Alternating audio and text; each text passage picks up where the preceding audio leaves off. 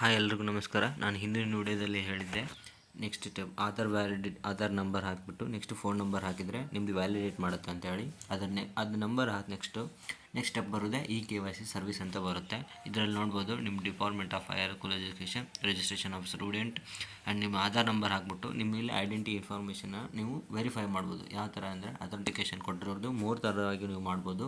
ಒಂದು OTP use ಮಾಡ್ಬೋದು, ಇನ್ನೊಂದು ಫೇಸ್ ಕ್ಯಾಪ್ಚರ್, ಇನ್ನೊಂದು ಫಿಂಗರ್ ಪ್ರಿಂಟ್ ಕ್ಯಾಪ್ಚರ್. ನಿಮ್ಮದರಲ್ಲಿ ಯಾವ ಥರ ಫೆಸಿಲಿಟಿ ಇರುತ್ತೆ ಅದನ್ನ ಯೂಸ್ ಮಾಡ್ಕೊಂಡು ನೀವು ಅಥೆಂಟಿಕೇಷನ್ಗೆ ಆ್ಯಕ್ಸೆಸ್ ಕೊಡ್ಬೋದು. ಮೋಸ್ಟ್ ಆಫ್ ದ ಜನ OTP ಯೂಸ್ ಮಾಡಿದ್ರೆ ಯಾಕಂದರೆ ಸಿಂಪಲ್ ಈಸಿ ಇರುತ್ತೆ. ಫೇಸ್ ಕ್ಯಾಪ್ಚರ್ಕಿನ್ನ OTP ಮೊಬೈಲ್ಗೆ ಬರುತ್ತೆ, ಆ ನಂಬರ್ ಹಾಕಿದರೆ ಮುಗೀತು. ಈ ಥರದಾಗಿ ನೀವು ನೆಕ್ಸ್ಟ್ ಸ್ಟೆಪ್ಪಿಗೆ ಹೋಗ್ಬೋದು. First Aadhaar number phone number ಹಾಕ್ಬಿಟ್ಟು ನೆಕ್ಸ್ಟ್ KYC ಅಂತ ಬರುತ್ತೆ.